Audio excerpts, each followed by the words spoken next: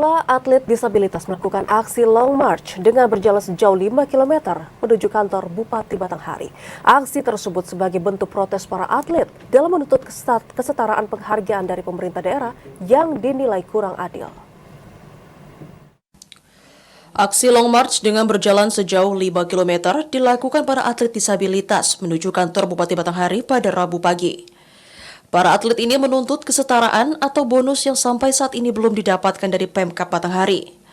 Bahkan mereka menilai perlakuan pemerintah sangat tidak adil antara atlet disabilitas dengan atlet umum. Berbagai orasi dilontarkan para atlet disabilitas yang didampingi pengurus National Paralympic Committee NPC Batanghari.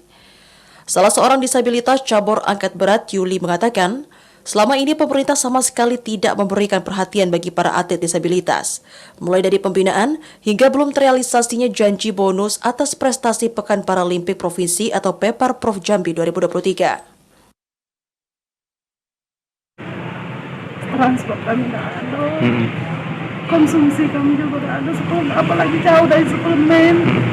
Kami berjuang mati-matian, kami atlet nasional kok, kami juara di Papua. Semenjak kami balik dari Papua sampai PEPAR Prof di Jambi tidak ada perhatian. Yuli dan seluruh atlet disabilitas lainnya berharap aksi mereka mendapat respon positif dari Pemkab Batanghari untuk segera membayarkan bonusnya demi memenuhi kebutuhan hidup dan biaya latihan. Adi Juniawan, TVRI Jambi melaporkan. Ya saudara, perbaikan penegakan hukum menjadi harapan masyarakat kepada Presiden dan Wakil Presiden terpilih. Masyarakat berharap di bawah kepemimpinan Prabowo Subianto Gibran Rakabuming Raka, penegakan dan keadilan hukum dapat dirasakan seluruh elemen masyarakat. Pasca putusan Mahkamah Konstitusi yang menolak permohonan pasangan nomor urut 1 dan 3 pada Senin lalu. Hari ini KPU menetapkan Presiden dan Wakil Presiden terpilih hasil pemilu 2024. Masyarakat memiliki sejumlah harapan terhadap Prabowo Subianto Gibran Rakabuming Raka yang akan dilantik menjadi Presiden dan Wakil Presiden Republik Indonesia. Masyarakat berharap kepemimpinan dengan latar belakang militer dapat mewujudkan perbaikan kinerja pemerintah di tengah tantangan ke depan. Tegas terhadap praktek yang melanggar hukum dan memperbaiki institusi penegakan hukum menjadi harapan utama masyarakat. Masyarakat menilai penegakan hukum menjadi pilar utama untuk memperbaiki bidang lainnya seperti perekonomian dan keamanan negara. Orang yang tidak salah bisa jadi bersalah. Nah, itu harus hukumnya kan. Mudah-mudahan kalau Prabowo memimpin, mudah-mudahan selanjutnya adalah perubahan. Masyarakat berharap ke depan adanya suatu badan konseling hukum dan pendampingan hukum bagi masyarakat, ekonomi menengah dan ke bawah, sehingga masyarakat tak merasa takut jika berhadapan dengan persoalan hukum. Azam Afnan, TVRI Jambi melaporkan. Saudara, Prabowo Gibran dinyatakan sah menjadi Presiden dan juga Wakil Presiden 2024 hingga 2029 setelah Mahkamah Konstitusi menolak gugatan dari kubu paslon 01 dan juga 03 terkait sengketa Pilpres. Dan untuk itu masyarakat berharap ekonomi di Provinsi Jambi semakin baik dan juga terjangkau. Ekonomi kita itu distabilitaskan seperti biasa gitu, kayak sembako apa tuh kan sekarang kan naik-naik tuh. Kami rakyat kecil tuh kayak mana lah Pak ya, apalagi kami kan anak 4 gitu kan, kecil-kecil. Artinya ekonomi kita harus ini ya. Iya, kalau kita sih berharap ya ekonomi kita dibantu, terus tuh harga pangan yang mulai merangkak naik ya mohon diturunkan, kalau enggak distabilin aja. Terus tuh kalau bisa nih anak sekolahnya dapat bantuan gratis, soalnya kan masih banyak anak sekolah yang lantar. Nah, kalau bantuan enggak tahu lah, enggak pernah dapat apa. Kalau harga itu kalau stabil, ekonomi itu kan yang dibeli itu terjangkau dengan kita. Itu harapan ini, kita. Iya, nih nyari duitnya sekarang enggak 10.000 Pak ya. Kalau sekarang kan jualan nauzubillah Pak ya, sekarang berdagang. Payah nih kan. Ya, sementara itu pemirsa, KPU Kota Jambi mulai melakukan persiapan untuk menghadapi gugatan perselisihan hasil pemilihan umum tahun 2024. Ada satu partai politik yang mengajukan gugatan dan menunggu register dari Mahkamah Konstitusi. Partai Persatuan Pembangunan Kota Jambi mengajukan gugatan perselisihan hasil pemilihan umum PHPU Legislatif 2024 ke Mahkamah Konstitusi. Menyikapi gugatan itu, KPU Kota Jambi saat ini masih menunggu register putusan gugatan yang dikeluarkan Mahkamah Konstitusi. Ketua KPU Kota Jambi, Denny Rahmat mengatakan, pihaknya mulai melakukan persiapan untuk menghadapi gugatan PHPU jika dikabulkan oleh Mahkamah Konstitusi. KPU Kota Jambi akan menyiapkan sejumlah barang bukti dan pengacara serta jawaban ke Mahkamah Konstitusi. Di Kota Jambi kemungkinan ada satu partai politik yang sedang melangsungkan gugatan ke MK, dan saat ini KPU Kota Jambi sedang menunggu apakah gugatan tersebut sudah terregister atau tidak. Seandainya diregistrasi oleh MK, Bang, mungkin kita sudah mulai persiapan, Bang. Kita sudah mulai melakukan persiapan terkait dengan penyiapan alat bukti dan kronologis. Denny Rahmat mengklaim pelaksanaan pemilu serentak tahun 2024 di Kota Jambi berjalan aman dan lancar, meski terdapat gugatan yang diajukan oleh salah satu parpol. Pihak KPU Kota Jambi belum mengetahui secara pasti penyebab gugatannya dilayangkan Partai Persatuan Pembangunan ke Mahkamah Konstitusi. Joko TVRI Jambi melaporkan. Saudara Kapolda Jambi Irjen Pol Rusdi Hartono menggelar silaturahmi dengan Forum Kerukunan Umat Beragama di Provinsi Jambi. Irjen Pol Rusdi Hartono juga mengapresiasi dukungan dari para tokoh agama dan juga masyarakat dalam menjaga keamanan Provinsi Jambi selama proses pemilu di tahun 2024 kali ini. Sejumlah tokoh agama yang tergabung dalam Forum Kerukunan Umat Beragama di Provinsi Jambi mendatangi Rumah Kebangsaan Sikinjai Polda Jambi di Kelurahan Pakuan Baru, Kecamatan Jambi Selatan, Kota Jambi. Mereka memenuhi undangan silaturahmi pasca Idul Fitri dan putusan MK terkait sengketa Pilpres yang digelar Polda Jambi. Kapolda Jambi Irjen Pol Rusdi Hartono mengapresiasi peran FKUB dalam mendukung keamanan, kelancaran, dan damainya pemilu serentak 2024. Hingga berakhirnya proses sengketa pemilu, para tokoh agama mampu menyosialisasikan dan mengajak umatnya untuk saling toleransi dalam pemilu 2024. Sama-sama dengan tokoh agama, tokoh masyarakat bisa merasakan itu, dan tentunya situasi yang telah baik ini, situasi yang aman, yang damai, bisa sama-sama kita pertahankan, tidak hanya polisi, dengan tokoh agama, dengan tokoh masyarakat. Irjen Pol Rusdi Hartono berharap FKUB kembali mendukung pelaksanaan pilkada serentak di Provinsi Jambi. Ari Haryono, TVRI Jambi. Terima kasih Anda masih setia bersama kami di Jambi hari ini. Saudara, menjelang Pilkada serentak tahun 2024, sejumlah partai politik di Kabupaten Sarolangun mulai melakukan penjaringan. Bakal calon bupati dan wakil bupati Sarolangun telah dapat melakukan pendaftaran ke partai politik. Partai politik di Kabupaten Sarolangun telah bersiap menyambut pesta demokrasi 5 tahunan pemilihan bupati dan wakil bupati Sarolangun tahun 2024. Dalam menyambut pemilihan kepala daerah serentak tahun 2024, sejumlah partai politik telah membuka penjaringan bakal calon bupati dan calon wakil bupati Sarolangun. Salah satunya Partai Kebangkitan Bangsa PKB. Ketua DPC PKB Kabupaten Sarolangun Muhammad Fadlan Arifiki mengatakan, proses penjaringan calon bupati dan wakil bupati dibuka secara serentak se-Indonesia, mulai 20 April hingga 30 April mendatang. Bakal calon bupati dan calon wakil bupati yang ingin mendaftar diminta untuk datang langsung ke Sekretariat PKB. Kalau seleksi Cakada, tentu kita berkoordinasi dengan DPW dan DPP, karena yang mengeluarkan rekomendasi untuk kepala daerah itu adalah DPP PKB. Sejak dibuka penjaringan, baru satu kandidat yang mengambil formulir di DPC PKB atas nama Muhammad Fauzi. Edi Kusnadi, TVRI Jambi melaporkan. Saudara, KPU Kabupaten Tanjung Jabung Timur akan membuka pendaftaran bagi bakal calon bupati melalui jalur independen. Kandidat yang akan menempuh jalur independen ini diberikan syarat minimal 14.447 dukungan. Pendaftaran bakal calon perseorangan pada pemilihan kepala daerah serentak tahun 2024 dibuka pada 5 Mei hingga 19 Agustus 2024. Komisioner KPU Kabupaten Tanjung Jabung Timur Nurwansyah mengatakan, calon perseorangan harus memenuhi syarat dukungan dari sejumlah penduduk yang memiliki hak pilih atau tercantum dalam daftar pemilih tetap pemilu terakhir. Pada pemilu 2024, DPT di Kabupaten Tanjung Jabung Timur berjumlah 174.465 orang. Dengan syarat demikian, calon independen harus mengantongi dukungan minimal 17.447 pendukung yang tersebar di 6 kecamatan.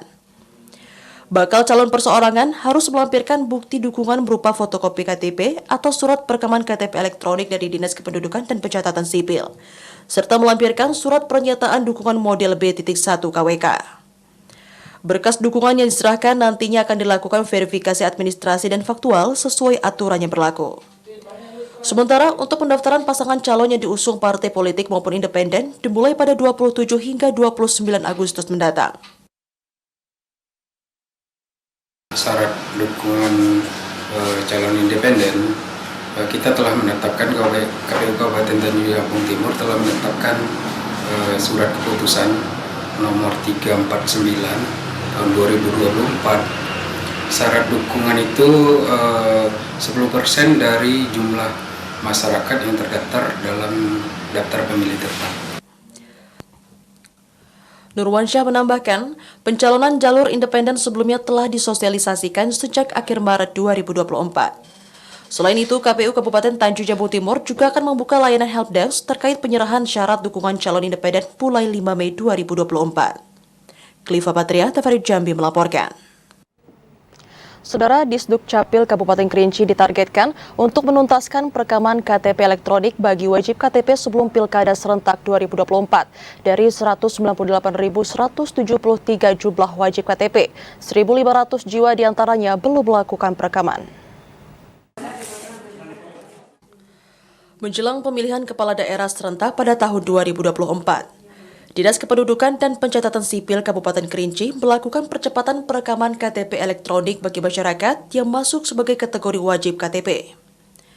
Kepala Dinas Kependudukan dan Pencatatan Sipil Kabupaten Kerinci, Nafridman mengatakan, wajib KTP saat ini berjumlah 198.173 jiwa.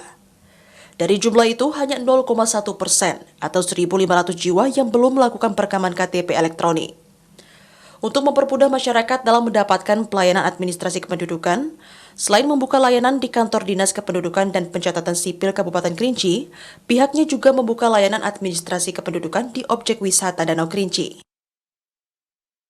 Untuk target perekaman KTP kita di Kabupaten Kerinci, alhamdulillah sudah 99,9%. Berarti tinggal lagi 0,1%. Dan itu sudah tercetak semua. Nah, yang sisanya tinggal 1.500 sekian itu atau 0,1% lebih itu yang akan kita lakukan jemput bola dan harus selesai sebelum Pilkada November ini. Itu tersebar di 18 kecamatan. Nafridman mengimbau masyarakat yang berusia di atas 17 tahun dan belum memiliki dokumen kependudukan untuk melakukan perekaman KTP elektronik agar dapat menggunakan hak suaranya pada Pilkada serentak mendatang. Ilwan, TVRI Jambi melaporkan. Kita ke sorotan lainnya, Saudara. Polres Tanjung Jabung Timur menggagalkan penyeludupan benih lobster di perairan Bendahara Ilir. Selain menyelamatkan kerugian negara, Saudara, polisi juga saat ini tengah memburu para pelaku. Satreskrim Polres Tanjung Jabung Timur bersama Polsek Bendahara Ilir menggagalkan penyeludupan benih lobster di perairan Sungai Sawah RT 26 Kelurahan Bendahara Ilir, Kabupaten Tanjung Jabung Timur. Peristiwa itu terjadi pada Senin 22 April 2024 sekitar pukul 19.15 waktu Indonesia Barat. Kapolres Tanjung Jabung Timur AKBP Heri Supriyawan mengatakan, pihaknya mendapatkan informasi dari masyarakat ada speedboat yang dicurigai sedang membawa benih lobster di tempat kejadian perkara. Tidak membawa waktu, petugas langsung melakukan pengejaran dan penyelidikan serta penyisiran di lokasi kejadian. Di tempat kejadian perkara, petugas menemukan satu unit speedboat milik salah satu CV. Setelah diperiksa, speedboat tersebut berisi 30 dus styrofoam yang diperkirakan setiap dusnya berisikan 25 bungkus plastik.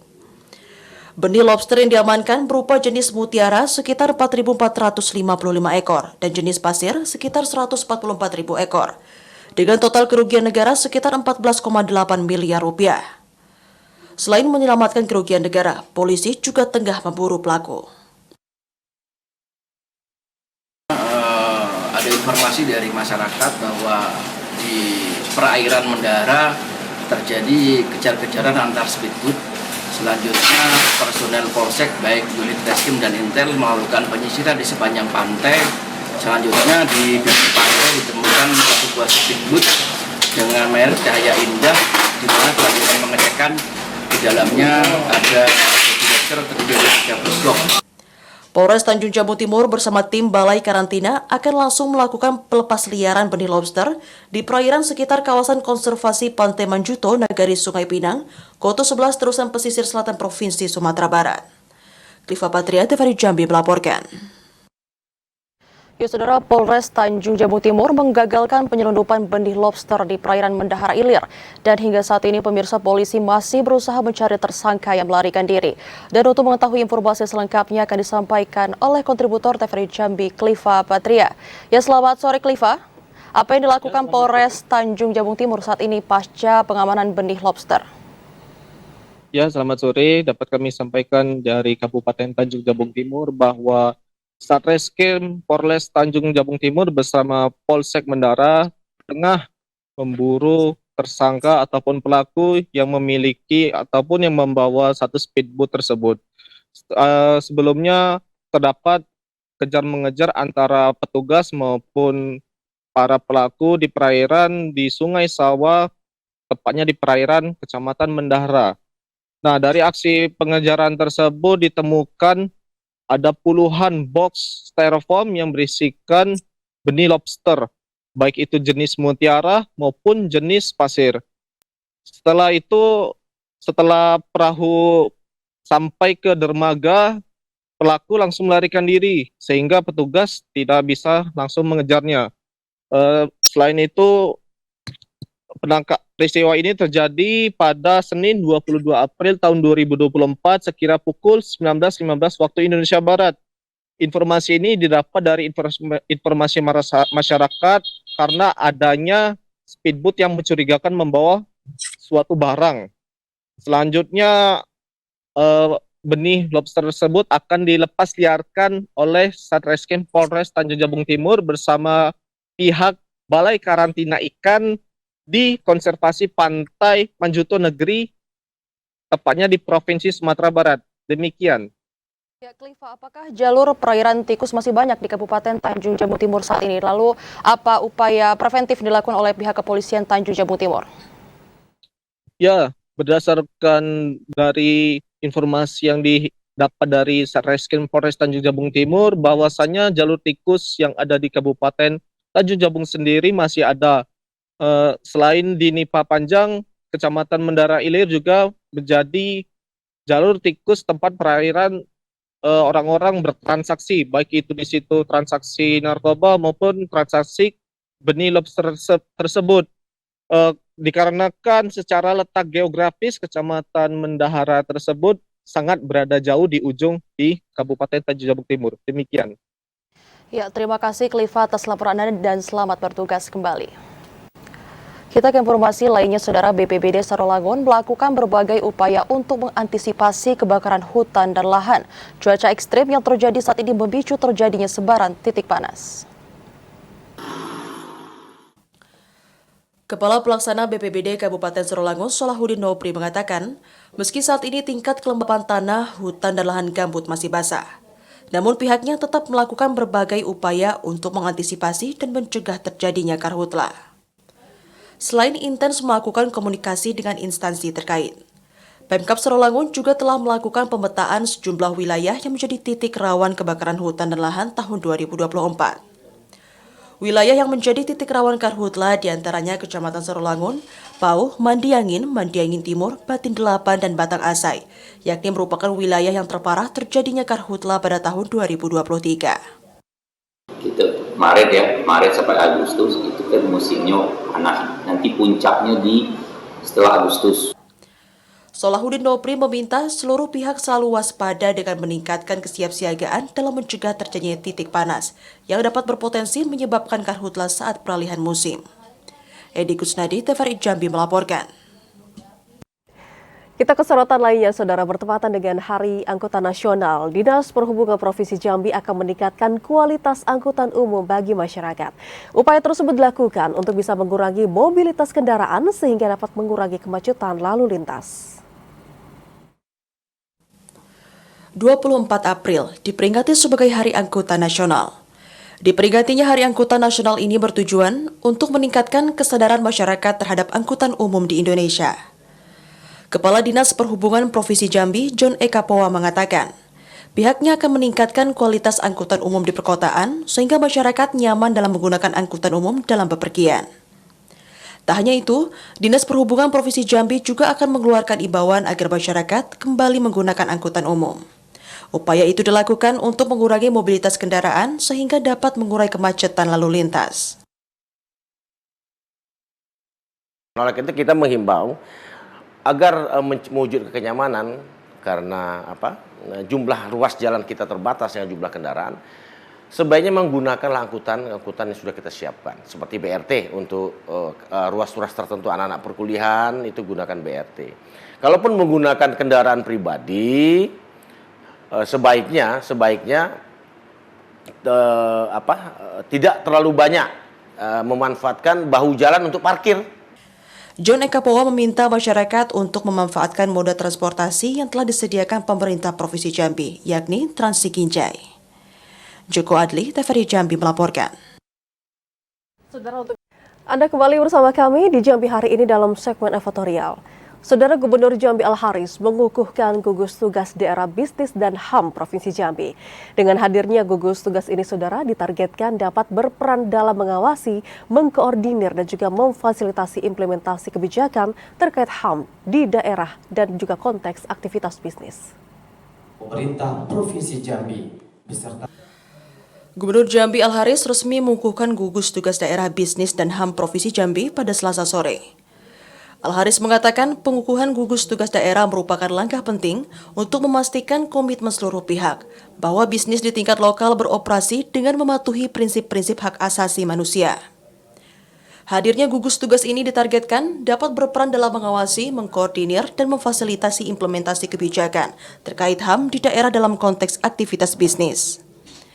Pengukuhan gugus tugas bisnis dan HAM Provinsi Jambi juga menjadi langkah awal dalam menjamin aktivitas bisnis yang berkontribusi pada pembangunan berkelanjutan yang menghormati prinsip-prinsip hak asasi manusia. Al-Haris berharap melalui koordinasi yang baik, edukasi yang tepat, serta keterlibatan seluruh pihak dapat menjadi pondasi yang kuat bagi perlindungan HAM dalam ranah bisnis. Tujuannya adalah tugas kita memantau, melihat, mendengarkan apa-apa yang menjadi fenomena di masyarakat yang berakibat kepada adanya pelanggaran HAM. Apakah perusahaan, ada pelaku bisnis misalnya. Ini penting ya, karena banyak yang mungkin tidak ketahui ada perlakuan mungkin di perusahaan-perusahaan dan sebagainya yang kadang mereka melanggar. Kepala Kanwil Kemenkumham Jambi sekaligus Sekretaris Gugus Tugas Daerah Bisnis dan HAM Provinsi Jambi, Adnan mengatakan, pengukuhan itu dilakukan untuk memperkuat koordinasi antara pemerintah daerah dan perusahaan dalam menjamin pemenuhan hak asasi manusia di seluruh sektor bisnis. Gugus Tugas Daerah Bisnis HAM ini adalah untuk memastikan atau mengkoordinasikan segala sesuatu baik dengan pemerintah daerah maupun dengan perusahaan-perusahaan, manakala pemerintah daerah atau perusahaan-perusahaan atau pihak-pihak terkait dalam pelaksanaan tugas dan fungsinya belum mengedepankan persoalan-persoalan yang berkaitan dengan hak asasi manusia. Intinya seperti itu, bahwa pemerintah saat ini adalah ingin supaya apapun bisnis proses, apapun yang dilakukan oleh pemerintah daerah maupun swasta itu supaya mengedepankan adanya pemenuhan hak asasi manusia bagi seluruh karyawan ataupun masyarakat yang ada di sekitarnya. Itu intinya. Hadirnya Peraturan Presiden Nomor 60 Tahun 2023 tentang Strategi Nasional Bisnis dan HAM menjadi landasan untuk penguat hubungan antara bisnis dan HAM di daerah. Randy Arta, TVRI Jambi melaporkan. Seluruh OPD jajaran Pemkab Merangin melakukan penandatanganan komitmen bersama percepatan penurunan stunting tahun 2024. Penandatanganan komitmen bersama itu untuk menegaskan komitmen percepatan penurunan stunting di Kabupaten Merangin. Yang kami hormati. Penjabat Bupati Merangin Mukti membuka rapat koordinasi Rembuk Stunting 2024, sekaligus penandatanganan komitmen bersama percepatan penurunan stunting oleh para kepala OPD terkait di jajaran Pemkab Merangin. Penandatanganan komitmen bersama itu untuk menegaskan komitmen percepatan penurunan stunting di Kabupaten Merangin. Para OPD dituntut untuk mendukung gerakan percepatan penurunan stunting dengan bersinergi dan berkolaborasi dengan stakeholder terkait. Mukti mengatakan stunting tak hanya mengenai pertumbuhan anak yang terhambat, namun juga berkaitan dengan perkembangan otak anak yang kurang maksimal. Tak hanya memberi perhatian serius kepada ibu hamil dan balita di bawah umur 2 tahun, Pemkab Merangin juga akan melakukan penyuluhan kepada remaja putri dan calon pengantin untuk menciptakan generasi yang cerdas, sehat, dan berprestasi. Tujuan dari rembuk stunting pada hari ini adalah agar terbentuknya komitmen bersama dan terjalinnya koordinasi antara stakeholder terkait. Tim percepatan penurunan stunting Kabupaten Merangin serta adanya pemahaman yang sama dalam mendukung pencegahan dan penanggulangan stunting melalui kegiatan intervensi spesifik dan intervensi sensitif. Berdasarkan data hasil Survei Kesehatan Indonesia (SKI), angka prevalensi stunting di Provinsi Jambi pada tahun 2023 menurun dari 18% pada tahun 2022 menjadi 13,5%. Perubahan prevalensi penurunan stunting 4,5% di angka Provinsi Jambi tentunya didorong pada penurunan angka stunting di Kabupaten Merangin. Ramadan Cerbita Kasa, TVRI Jambi melaporkan. Saudara Wakil Bupati Syafruddin Dwi Aprianto melepas kontingen PKK Bungo untuk bisa mengikuti Jambore PKK tingkat Provinsi Jambi di tahun ini. Kader PKK diharapkan dapat memanfaatkan momentum Jambore sebagai wadah untuk bisa mengembangkan pengetahuan, wawasan, dan juga potensi diri. Wakil Bupati Syafruddin Dwi Aprianto melepas kontingen Kabupaten Bungo untuk mengikuti Jambore kader PKK berprestasi Provinsi Jambi tahun 2024 yang digelar di Kota Jambi. Pelepasan kontingen Jambore PKK Bungo itu dilaksanakan di pelataran parkir Wisma Alisudin Rumah Dinas Bupati Bungo. Syafruddin Dwi Aprianto mengatakan, kader PKK merupakan ujung tombak pembangunan yang kiprahnya mendukung serta sejalan dengan pemerintah daerah. Pembentukan kader PKK ditujukan untuk meningkatkan kesejahteraan masyarakat, mulai dari unit terkecil yakni keluarga. Tak hanya menghimpun, menggerakkan dan membina potensi masyarakat. PKK juga mempunyai peran dalam memberikan pembinaan yang meliputi penyuluhan, pelatihan, bimbingan teknis dan pendampingan kepada anggota secara berjenjang, serta menampung dan menyalurkan aspirasi masyarakat. Melalui Jambore PKK, pengurus dan seluruh kader dapat meningkatkan pengetahuan, kemampuan, motivasi, dan peran serta dalam pemberdayaan dan pembinaan masyarakat. Kontingen tim kader PKK Bungo yang insya Allah akan ikut dalam kegiatan Jambore PKK tingkat Jambi. Itu kami sampaikan kepada mereka agar mereka semua bisa menampilkan potensi yang mereka miliki dan juga menghadirkan prestasi yang baik untuk buat Kabupaten Bungo. Karena saya pikir seluruh kontingen juga sudah menyiapkan sebaik mungkin. Jadi kadang-kadang tidak hanya faktor teknis tapi juga faktor mental.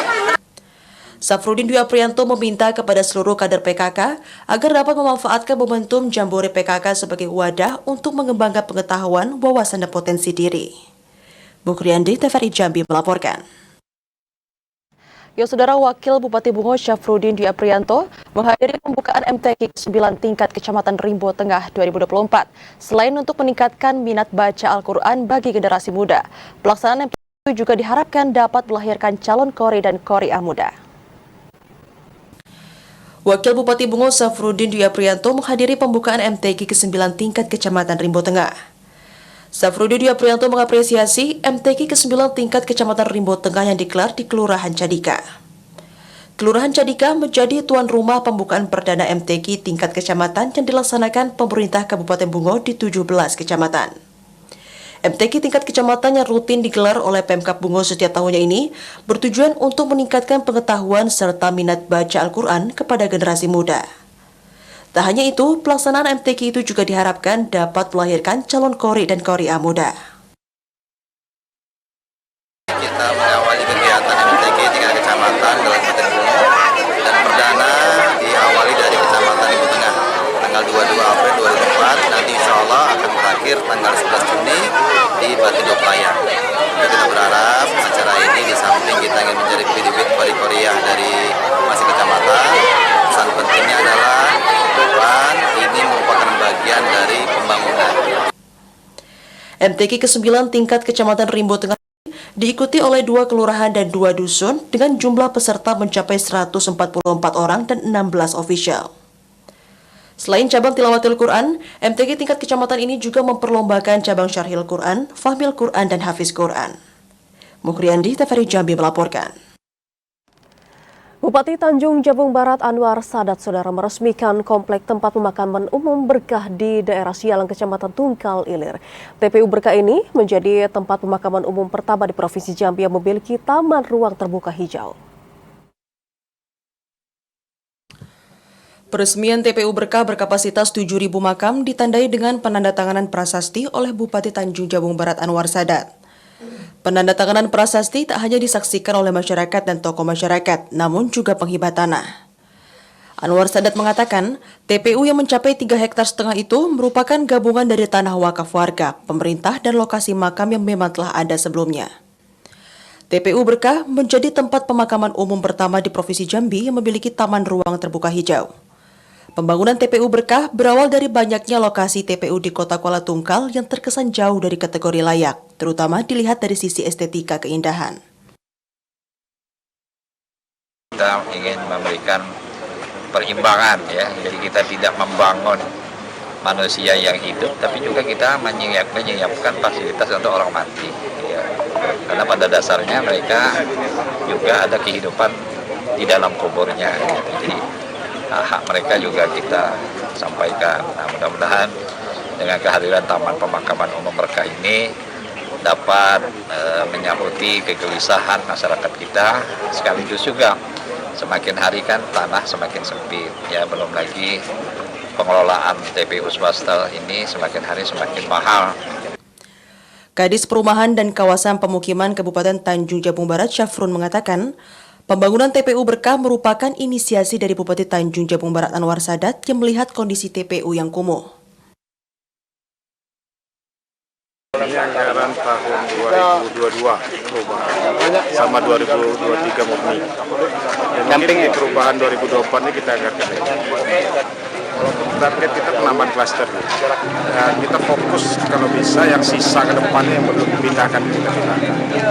Biar kita bisa menata juga yang di depan pergunaannya untuk mungkin ruang rumah tunggu, musola dan tempat sumur bor bisa kita pakai. Pembangunan TPU Berkah dilakukan secara bertahap dan berkelanjutan dengan menggunakan dana APBD Kabupaten Tanjung Jabung Barat. Untuk melengkapi fasilitas, di lokasi makam akan dibangun masjid, rumah tunggu pengelola makam, sumur bor, dan mobil ambulans. Didi Haryadi, TVRI Jambi melaporkan. Pelepasan 204 orang siswa kelas 12 MAN 3 Kota Jambi tahun 2024 berlangsung meriah. Diharapkan para alumni dapat menjaga nama baik sekolah dan melanjutkan ke jenjang perguruan tinggi ternama yang ada di Indonesia.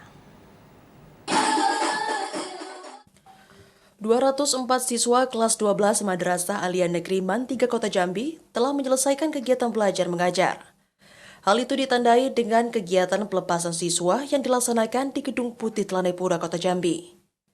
Sebagai bentuk apresiasi kepada peserta didik berprestasi, pihak sekolah menyerahkan piagam dan pengalungan medali. Pelepasan siswa semakin istimewa dengan kehadiran Wakil Gubernur Jambi Abdullah Sani yang juga sekaligus Ketua Komite MAN 3 Kota Jambi. Abdullah Sani mengapresiasi prestasi yang diraih siswa-siswi MAN 3 Kota Jambi. Prestasi ini menjadi bukti nyata kualitas pendidikan yang diberikan pihak sekolah. Itu harapan kita, mudah-mudahan ini menjadi spirit bagi MAN 3 dan MAN-MAN yang lain, dan kita semua bagaimana berusaha untuk meningkatkan kualitas pendidikan. Kepala MAN 3 Kota Jambi, Ambok Pera Afrizal mengatakan, dari 204 siswa, 60 diantaranya telah diterima di perguruan tinggi melalui jalur prestasi atau undangan. Diharapkan 144 siswa lainnya dapat segera menentukan arah kemana mereka akan melanjutkan pendidikan. Alhamdulillah sangat luar biasa. Tahun ini untuk lulus yang sudah diundang itu ada 60 orang. Harapan kita bisa mendaftar sehingga nama MAN 3 Kota Jambi sangat luar biasa. Selanjutnya, pelaksanaan kegiatan juga apa yang dipesan oleh Pak Kakanwil, yakni wajib untuk bagaimana dengan madrasah bisa dengan akademik dan non-akademik bisa meraih yang terbaik.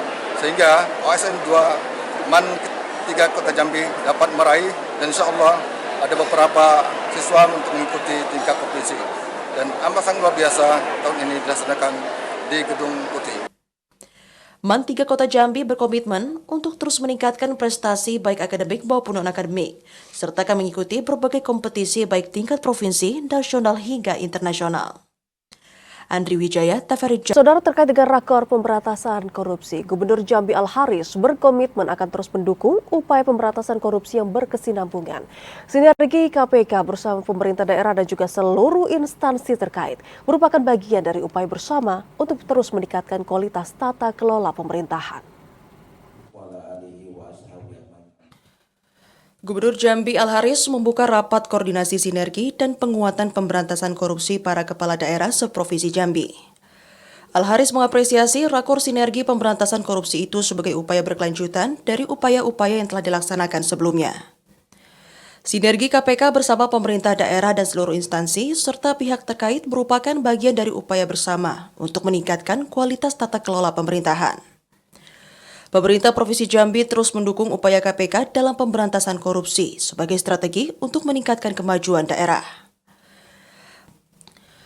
Berdasarkan hasil survei penilaian integritas SPI pada tahun 2023, pemerintah Provinsi Jambi mendapatkan skor 71,45 atau di atas rata-rata nasional yang berada di angka 70,97 dan tertinggi se-Sumatera. Sementara untuk capaian indeks MCP atau Pusat Pemantauan untuk Pencegahan, pemerintah Provinsi Jambi berhasil memperoleh angka 89,18 dan menduduki skor MCP tertinggi untuk wilayah 1 Kedeputian Bidang Koordinasi dan Supervisi KPK. Artinya adalah kita sudah membedah per dinas SKPD yang kita anggap rawan atau budaya korupsinya masih ada atau budaya penyimpangan dan sebagainya.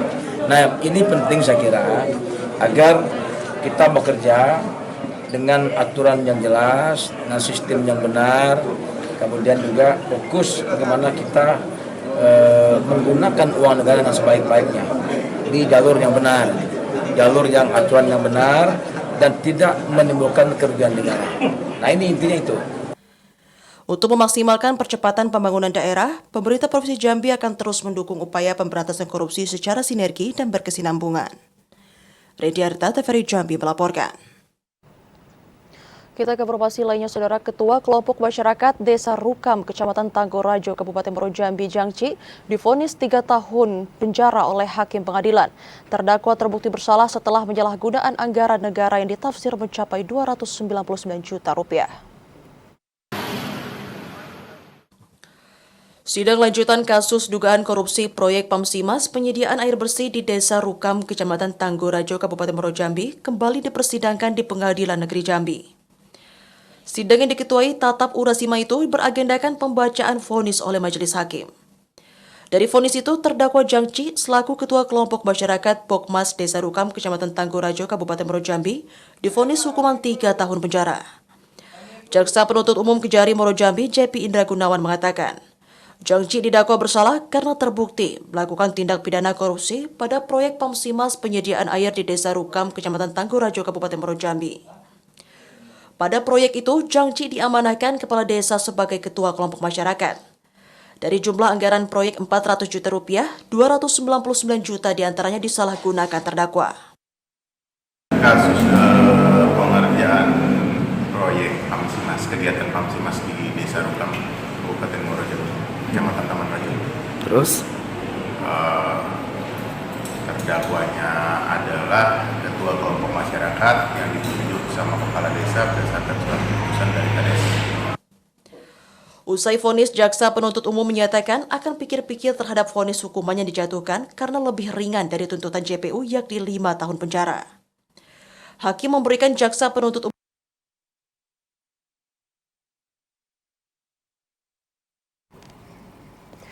Kita ke sorotan lainnya, Saudara. Jaksa Penuntut Umum KPK menyiapkan pembacaan tuntutan ke-6 mantan anggota DPRD Provinsi Jambi.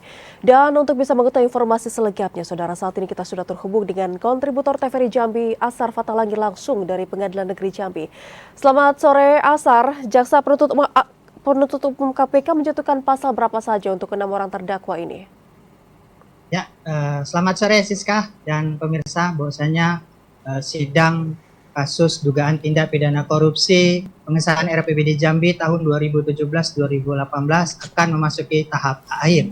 Hal ini dikarenakan Jaksa Penuntut Umum Komisi Pemberantasan Korupsi akan membacakan tuntutan pada 6 orang terdakwa yang diagendakan akan berlangsung pada hari Kamis siang besok tepatnya, di mana KPK akan membacakan tuntutan kepada 6 orang terdakwa yang terdiri dari Rahima, Edmond, Khairil, Meli, Hairiah, Luhut Silaban, dan Mesran yang merupakan mantan anggota DPR Provinsi Jambi pada tahun tersebut. Nantinya pada pembacaan tersebut akan dipimpin langsung oleh Majelis Hakim Tatap Simanungkir yang akan dibacakan langsung oleh Jaksa Penuntut Umum Komisi Pemberantasan Korupsi KPK. Saat dikonfirmasi, Jaksa KPK Hidayat membenarkan bahwasanya dijadwalkan akan membacakan tuntutan kepada masing-masing terdakwa yang akan berlangsung di Pengadilan Negeri Jambi besok siang, di mana ke-6 orang terdakwa ini sendiri dijadwalkan akan hadir secara langsung di Pengadilan Negeri Jambi. Demikian Siska. Baik, Asar, setelah pembacaan tuntutan ini, sidang lanjutan kapan rencananya akan digelar? Ya, baik Siska, untuk sidang lanjutan ini sendiri akan dilanjutkan pada pekan depan apabila ke-6 orang terdakwa ini menerima tuntutan masing-masing tuntutan dari Jaksa Penuntut Umum dengan agenda vonis yang secara langsung yang disampaikan oleh Majelis Hakim. Namun apabila penasihat hukum dari masing-masing terdakwa menolak tuntutan ini, akan dilanjutkan dengan pembelaan dari masing-masing terdakwa, Siska. Sementara itu bahwasanya ke-6 orang terdakwa ini didakwa oleh Jaksa Penuntut Umum dengan dakwaan masing-masing pasal 12 huruf A Undang-Undang Nomor 31 Tahun 1999 tentang pemberantasan tindak pidana korupsi sebagaimana telah diubah dengan Undang-Undang Nomor 20 Tahun 2021 tentang perubahan atas Undang-Undang Nomor 31 Tahun 2001 tentang perubahan atas Undang-Undang Nomor 31 Tahun 1999 tentang pemberantasan tindak pidana korupsi junto pasal 55 ayat 1 ke 1 KUH pidana dengan dakwaan primer, dan Jaksa KPK juga mendakwa kepada masing-masing terdakwa dengan pasal 1 Undang-Undang Nomor 31 Tahun 1999 dengan pemberantasan tindak pidana korupsi sebagaimana telah dirubah dengan Undang-Undang Nomor 20 Tahun 2021 tentang pemberantasan tindak pidana korupsi ke 1 ayat 1 KUHP pidana sebagai dalam dakwaan subsidiar, di mana ke-6 orang terdakwa ini dari dakwaan itu sendiri diduga telah menerima kasus tindak pidana korupsi dengan masing-masing terdakwa telah menerima 100 juta rupiah untuk terdakwa Hairiah dan Luhut Silaban sebesar 200 juta rupiah, Edmond 100 juta rupiah, M. Khairil 200 juta rupiah, untuk terdakwa Rahima 200 juta rupiah dan Mersan 200 juta. Demikian Siska. Baik, terima kasih kontributor TVRI Jambi Asar Fatalangi yang melaporkan langsung dari Pengadilan Negeri Tipikor Jambi. Selamat sore dan selamat bertugas kembali, Asar. Saudara, kita ke sorotan lainnya, seorang pria viral di media sosial usai mencuri susu di salah satu swalayan di Kota Jambi. Pelaku akhirnya dibebaskan oleh pihak kepolisian setelah diketahui mencuri susu untuk kebutuhan anaknya. Inilah detik-detik Zarkasi, warga Kecamatan Jambi luar kota Kabupaten Muaro Jambi, diamankan polisi setelah kedapatan mencuri sekotak susu formula untuk anak-anak di salah satu swalayan di kawasan Jelutung, Kota Jambi. Pria ini langsung dibawa ke polisi untuk proses pemeriksaan. Dari proses pemeriksaan, pelaku nekat mencuri susu untuk kebutuhan anaknya. Karena kerugian di bawah 2,5 juta, polisi akhirnya menggelar proses restoratif justice. Pelaku akhirnya dilepas polisi dengan catatan kepolisian. Sebagai bentuk kepedulian, polisi juga membelikan pelaku 13 kotak susu formula untuk anaknya. Bahwa ada seseorang yang diamankan di salah satu Indomaret yang di lokasinya di Payu Lebar, Jalan Sumantri, Bojonegoro. Kemudian unit reskrim piket sama patroli menuju ke sana, memang betul. Selasa sore pelaku akhirnya dipulangkan ke rumahnya. Polisi meminta agar pelaku tidak mengulangi aksinya. Ari Haryono, TVRI Jambi melaporkan. Ya saudara, berbagai kegiatan digelar untuk memeriahkan HUT ke-29 TVRI Stasiun Jambi. Tak hanya lomba eksternal, pada hari terjadinya ke-29 tahun TVRI Stasiun Jambi juga menggelar pertandingan futsal antar pegawai. Rabu pagi, TVRI Stasiun Jambi kembali menggelar pertandingan futsal antar pegawai. Pertandingan ini dalam rangka memperingati HUT ke-29 TVRI Stasiun Jambi. Kegiatan yang digelar di halaman kantor TVRI Stasiun Jambi itu dibuka oleh Kepala Bagian Tata Usaha Darwin. Darwin 29 tahun kegiatan eksternal, namun selain untuk meningkatkan pertandingan futsal untuk menjaga perannya dapat meningkatkan etos kerja. Pertandingan futsal internal TVRI Stasiun Jambi yang digelar selama 2 hari itu diikuti 6 tim terbagi menjadi 2 babak, yakni babak penyisihan dan babak final. Masing-masing tim bersaing sengit untuk memperebutkan tiket ke final. Pertandingan final yang digelar pada hari ini mempertemukan tim A dan tim D. Sejak awal peluit babak pertama dibunyikan, masing-masing tim langsung saling serang.